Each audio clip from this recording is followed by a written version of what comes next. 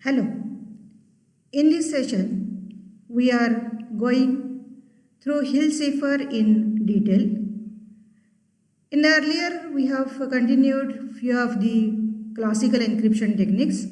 We have gone for few of the examples, solved examples, because what I believe that because of having certain solutions to the problems themselves will help you to understand theory portion.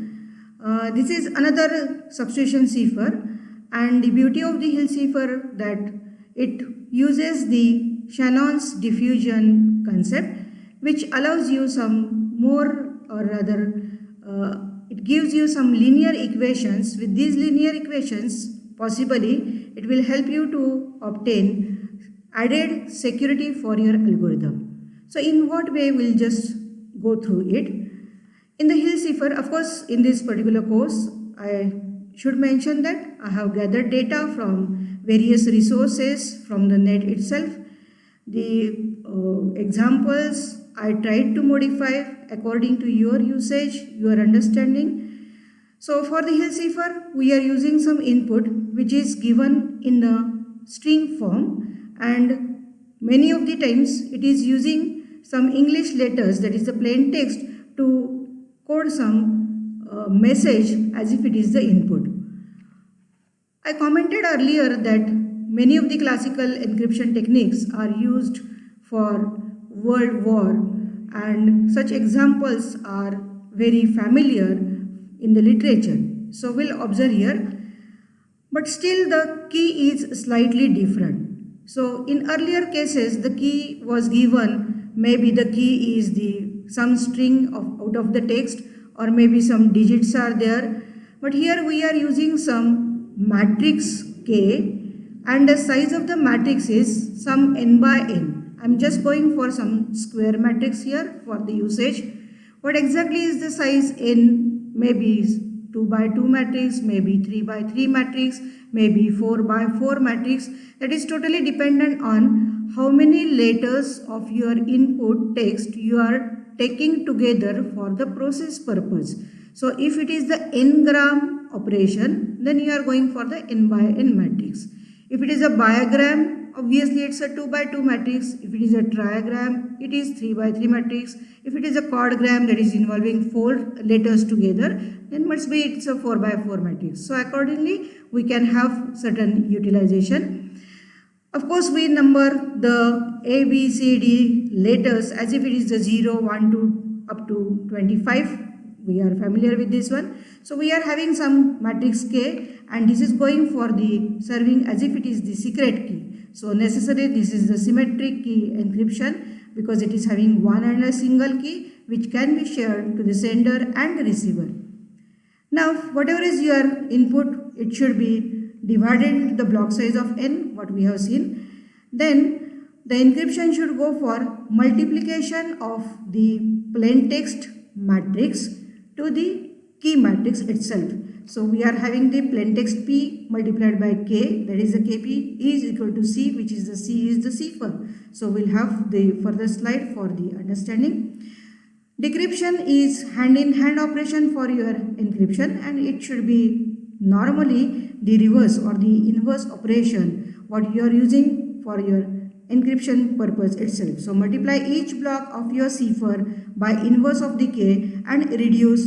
Of course, both the operations should go for the reduction of your number, that is the position number of your letter, by mod of 26, and it's a clockwise arithmetic. So accordingly we need to move further. So definitely it uses or it requires some of the calculations of the matrix. Then it will go for the inverse of the matrix, and I have observed that many of the times we people, even though we know the fact that how to go for the finding out the inverse of the matrix, but there is a little hurdle for us to go for the calculation of the inverse of the matrix. So in this particular session, I would include all those parameters. I'll give you one of the simplest idea in what way the matrix can be carried out. Moving further, I'll say that the decryption what we are using, as if it is the inverse function of the encryption, we are going for this base for the calculation, because inverse and the matrix itself is going for the identity matrix, and that identity matrix is say as if it is the multiplication by 1. For calculation of your inverse matrix, obviously you will require the determinant of the matrix. So whenever we will concentrate for the determinant of K has a multiplicative inverse mod of 26. We have gone through the theory of what is the multiplicative inverse, and that theory now we are using here for the calculation. If determinant of K and N has no common factor, the inverse of the K, that is the matrix K, can be computed. It is very important property that there should not be any common parameter. So we need to go for using the adjoint formula, and that adjoint formula can be given for the very stepwise calculation for your inverse of the matrix. So in that way we can find it out. Now step by step starting further. Now to calculate the determinant, we are very familiar that if the determinant of 2 by 2 matrix is there, then you need to go for the cross multiplication minus the off diagonal cross multiplication. So A11 multiplied by A22 minus A12 multiplied by A21. So that is but obvious and we are familiar with this one. But while going for the determinant of your 3 by 3 matrix, of course you need to have some labeling to your position: row 1, column 1, row 1, column 2, row 1, column 3, same row 2, column 1. So in a similar fashion you can move further. The labeling or the position may differ as per your convenience, but once you label, mind well, you need to apply such formula for the calculation of the determinant. How this formula is there? Okay, you can find that whatever the products are there, what calculations are there, you can arrange in a say ascending order of your first subscript. That will clear you in a proper way. All possible orderings of the second subscripts appear once and only once. So if we take such care, then definitely we will be in a proper arrangement. Now when we go for the n by n determinant, if the elements are given, it is actually the summation of all elements what are arranged in a way. There is an idea of a sign that should be taken care for the matrix, say for your 3 by 3 matrix, or further. Specifically, odd size matrix cares a lot. Now, the sign may be either plus or minus. The summation is overall giving you total n factorial possible orderings. So, how n factorial number comes in picture? Because if p is the summation, what you are saying, you are changing from 1, 2, 3, 4 and so on. These are total n factorial terms. So, accordingly, total orderings are there. The sign of p is either plus 1 or minus 1, and usually it is called as the signature or signum of p. So that is very important. Many of the times there is a slight or that sign is very critical issue, and we need to more careful for this one. While having the calculation with the determinant, we are having some properties of the determinant. Determinant of n by n identity matrix is obviously equal to 1. Exchanging of 2 rows or even 2 columns is equal to multiplying determinant by minus 1. Multiplying a row or a column by a constant k, that means multiplying an entire determinant by k itself. Adding a constant multiple of a row or even the column to another row. Actually, there is no change in the calculation. Additive property, what we are finding out here, we can continue further for other cases also. Now to go for some inverse of the matrix. If the determinant of the matrix is 0, then matrix is called as the singular matrix. We should be very particular with this situation. And in such cases, we are not able to go for the inverse of the matrix. To find the inverse of the matrix, actually it's very simple case that you need to swap the positions of A and D and put the negative values for B and C. So ultimately you can find it out and then go for the dividing by the determinant, and determinant is AD minus BC. So you can have this, or otherwise you can apply this idea. This is equal to the same one. So giving minus sign for this rather than the off diagonal elements is equal to having the reverse sign itself. This gives us the way shortcut for calculation of the 2 by 2 matrix. So A, B, C, D determinant is calculated. Swap the position for the diagonal elements. For the off diagonal elements, go for the negation of your sign itself. That will help you to remember. Actually, this can be treated as one of the say definite way for the calculation. It will help you for the further dimension matrices. So in a example, we can say that 1, 2, 3, 4 is there. 4 multiplied by 1, that is a diagonal element, minus 3 by multiplied by 2. So your determinant obviously comes as 1 minus upon minus 2, and then you can have here the calculation. So this is the simple example.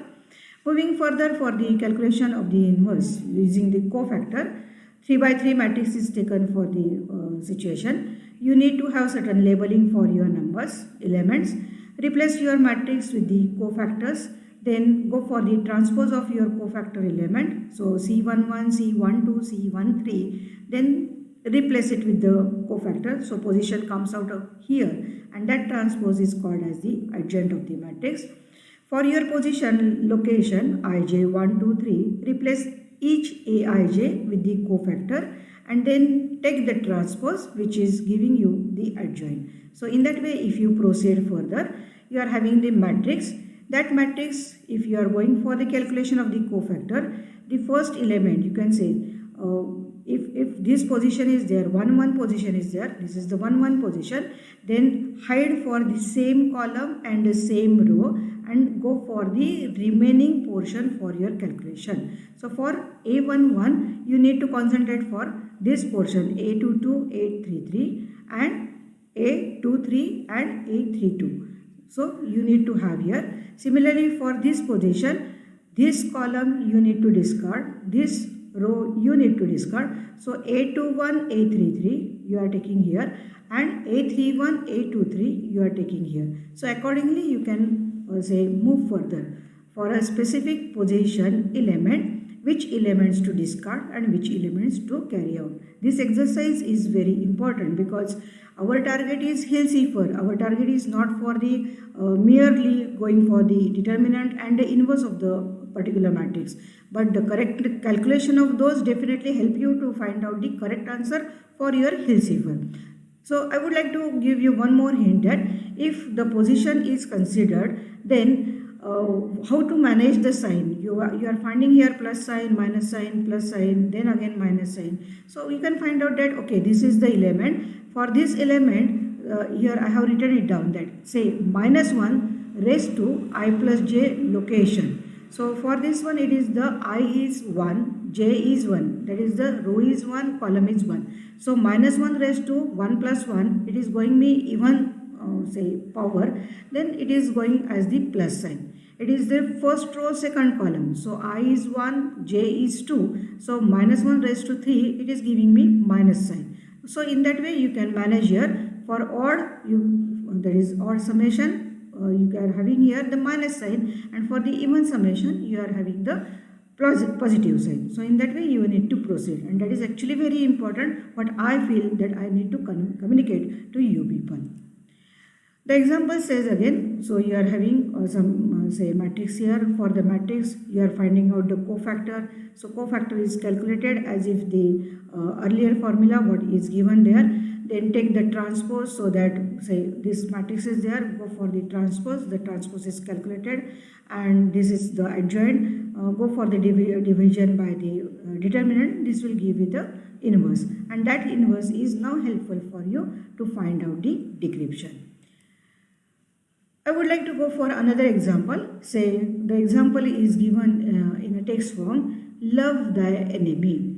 So in that case, whenever we are having, obviously if the key is given to you, the entire thing is dependent on the what key is given to you. That key is right now is of size 2 by 2. So if it is the size 2 by 2, then you need to break the particular text into the two size groupings.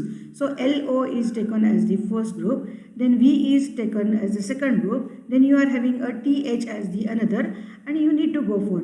And obviously we remember that if we are having the size of your string is not fitting to the what decomposition you are making, then you need to have certain pad elements to adjust the size of your key. So break and pad is there. For your L and O, whatever, you can find out the positions. Position matrix already we discussed. Then you need to go for the multiplication K multiplied by P or even P multiplied by K, depending in what way you are taking the situation. I'll have a comment over this a bit later. So you are having the elements and you can move further. So obviously LOVE is getting converted to CDQF. Of course, I have taken the reference of this particular mapping of your ABCD to the number theory itself. You may just have a concentration for this particular example and then you can move further. Moving further, when you need to go for the decoding, if the cipher is CDQF and the key is given as in a way, you need to have the inverse of the key. Find out the arithmetic what we have calculated for the inverse of the key and you can go for the calculation. Of course, mod of 26 is another operation. You need to be bit concentrative for this particular calculation. Now if the decoding is continued, I can say that the determinant of the particular matrix is equal to somewhat 17. So find out the multiplicative inverse of the 17 mod 26. That is, find out some integer such that 17 is or 17 multiplied by x is equal to 1 mod of 26. That one why I have chosen? Because I need to go for the multiplicative inverse. So in what way I need to find it out? Actually, I'll go for the brute force calculation. I'll go for the 17 multiplied by 1, which is giving me some answer. 17 multiplied by 2, it is giving me some value here. So as I try to, how many calculations I carried out? I have gone for the total 26 calculations and I found that there is one element 23 which gives me some multiplicative inverse here. So I have chosen that 23 as the element for the further calculation. So in that way I have calculated here 17 multiplied by 23 gives me 1 mod 26 because the multiplicative inverse is 23 what we have observed, and according to this we can find it out that if the inverse is there, instead the calculation can be carried out in a way. Instead of the 17 inverse, you can go for the multiplicative inverse as the 23 and you can calculate. So whatever are the elements, that elements are taken out in a way. Of course, go for the mod of 26 as the element calculation for these elements also. So 17 goes for the 7, what we are saying with the mod of 26 as the calculation, and go for it. Just check out the elements and the calculation. You can observe few of the things. So in a similar fashion, we can calculate the C for CDQF to the LOVE as the plain text with the earlier matrix what we have taken as the inverse matrix, and with this we can move further. Mind well why I am just concentrating majorly on the calculation, because these calculations will help you a lot in finding out the decryption from your Caesar cipher. There are frequently asked questions many of the times that if key is multiplied by plain text matrix, the multiplication order is reversed, that plain text multiplied by key, whether this is going to affect my result? Yes, surely it is going to affect the result, because matrix multiplication is non-commutative. The cipher, what you are observing, is totally different. What is the elements you are having A to Z? Normally we are having the positional values as the 0 to 25. Instead, if the values are given as the 1 to 26, Whether this will matter or this will change the contents or the cipher from this one? Now the answer is no, because the numbers are just the references, and if we map with some letter, whatever is the reference we are taking, it will not change your answer. So this idea is very important. In the earlier case, definitely in your question, whatever the sequence you are using, you need to mention it down, and accordingly you can find out the cipher itself. And one of the another example is there that with certain positions, meet me after the usual.